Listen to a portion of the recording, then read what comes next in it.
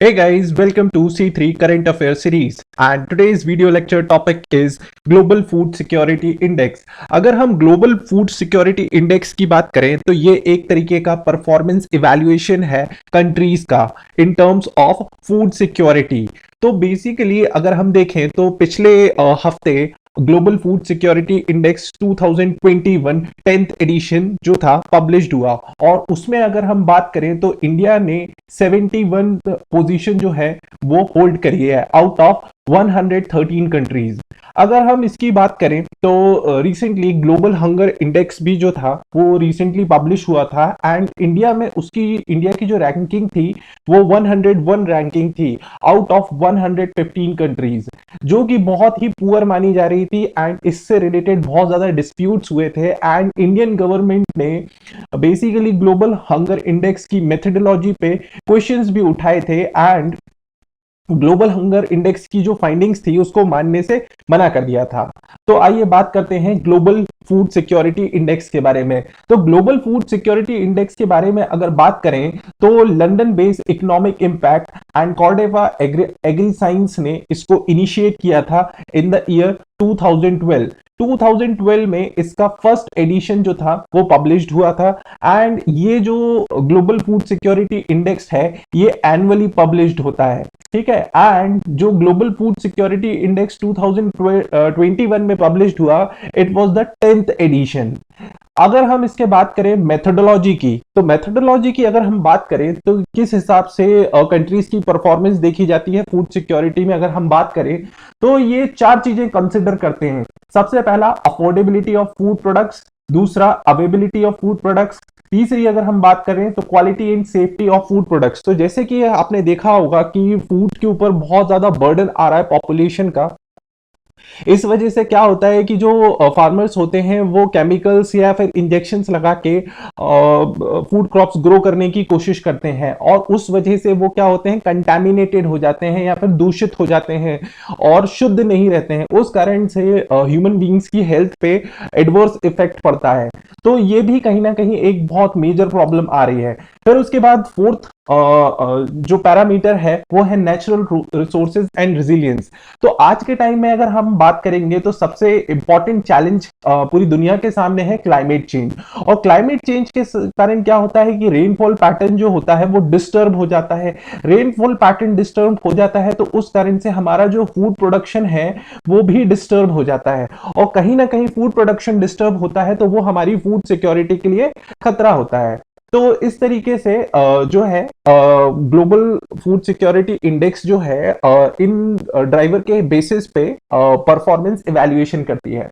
अगर हम बात करें 10th एडिशन की, तो 10th एडिशन की अगर हम फाइंडिंग्स की बात करें तो अगर हम सबसे पहले टॉप रैंकर्स की बात करें तो Ireland, Austria, UK, Finland, Switzerland and Netherlands. अगर आप ये टॉप 6 की क्या बोलते हैं एक चीज नोटिस करेंगे तो they all are European countries and अगर इनका ओवरऑल स्कोर देखेंगे तो 84 से लेके आपका ये जाएगा 79 अप्रोक्सीमेटली 80। तो 80 से लेके 84 के बीच में ये लोग ओवरऑल स्कोर कर रहे हैं जो कि बहुत अच्छा है। वहीं अगर हम इंडिया की रैंकिंग की एनालिसिस करें तो बेसिकली इंडिया जो है 71st पोजीशन में है, जो कि बहुत ना ही कोई बुरा है और ना ही बहुत अच्छी पोजीशन है। और इसका इंडिया का ओवरऑल स्कोर कितना है, 57.2।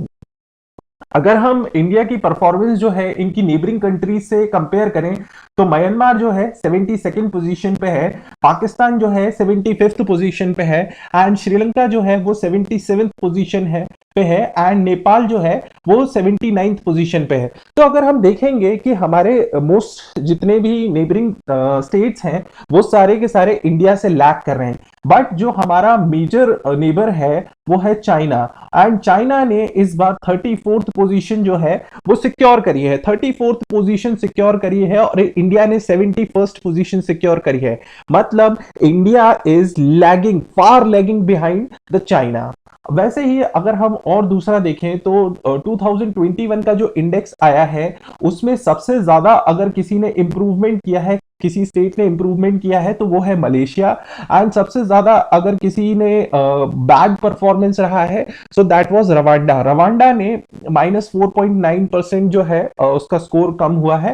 एंड वहीं अगर हम मलेशिया की बात करें तो उसने 5.1 स्कोर जो है वो गेन किया है। ठीक है, अब बात आती है फूड सिक्योरिटी के लिए प्रॉब्लम्स क्या हैं, कहां इश्यूज आते हैं। तो अगर हम फूड सिक्योरिटी के लिए प्रॉब्लम्स देखेंगे तो सबसे बड़ी प्रॉब्लम है इंक्रीजिंग पॉपुलेशन। तो जैसे जैसे इंक्रीज हो रही है पॉपुलेशन तो उसके कारण क्या हो रही है, डिमांड इंक्रीज होती जा रही है, बट हमारी जो सप्लाई है वो कांस्टेंट है। ठीक है, सप्लाई जो है वो कांस्टेंट है, इस वजह से क्या हो रहा है, demand is greater than supply हो रही है फूड के मैटर में। और जब demand is greater than supply हो रही है तो कहीं ना कहीं फूड सिक्योरिटी के लिए क्या है, डेंजर है। तो continuous increase in population is the major issue in the food security. अगर हम दूसरी बात करें तो क्लाइमेट चेंज, जो क्लाइमेट चेंज है वो हमारा बहुत बड़ा ग्लोबल प्रॉब्लम है। और क्लाइमेट चेंज की वजह से मैंने पहले भी बताया कि रेनफॉल पैटर्न जो है वो डिस्टर्ब होता है, और रेनफॉल पैटर्न डिस्टर्ब होने के कारण हमारा जो फूड प्रोडक्शन है वो कम होता है। और फूड प्रोडक्शन कम होना मतलब कि डिमांड तो हमारी कॉन्स्टेंटली इंक्रीज हो रही है बट सप्लाई भी, हमारी फूड प्रोडक्शन कम हो रहा है तो सप्लाई कम हो रही है, और कहीं ना कहीं इसके कारण क्या होता है, फूड सिक्योरिटी के लिए प्रॉब्लम हो जाती है।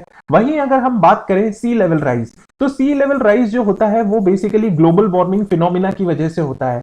ग्लोबल वार्मिंग फिनोमिना का मतलब होता है कि हमारा जो अर्थ का टेम्परेचर है, अर्थ के एटमॉस्फेयर का जो टेम्परेचर है that is increasing day by day.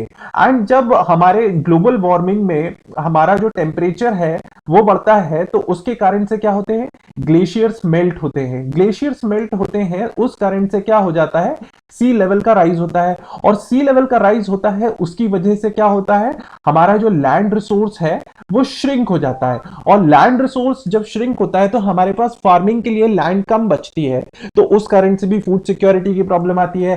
And the fourth major problem अगर हम देखेंगे तो land degradation due to the urbanization. तो जो हमारा रैपिड अर्बनाइजेशन हो रहा है, शहरीकरण हो रहा है, उसके कारण भी हमारी जो फार्मिंग लैंड है वो क्या हो रही है, श्रिंक हो रही है। अब हम इसके बात करेंगे इनके सॉल्यूशंस की कि हमारा फूड सिक्योरिटी के लिए सॉल्यूशन क्या है। तो सबसे पहले अगर हम बात करेंगे तो हमें क्लाइमेट रेजिलिएंट फूड क्रॉप्स जो है वो डेवलप करने पड़ेंगे, जिसके लिए हमें बायोटेक्नोलॉजी का यूज करना पड़ेगा।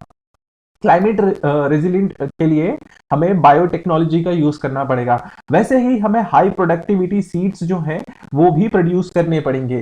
जैसे कि आपको याद होगा कि ग्रीन रिवॉल्यूशन के टाइम पे हमने HYV सीड्स जो थे वो अडॉप्ट किए थे। एंड जो HYV सीड्स थे उनका जो प्रोडक्शन था वो ज्यादा था as compare to normal seeds.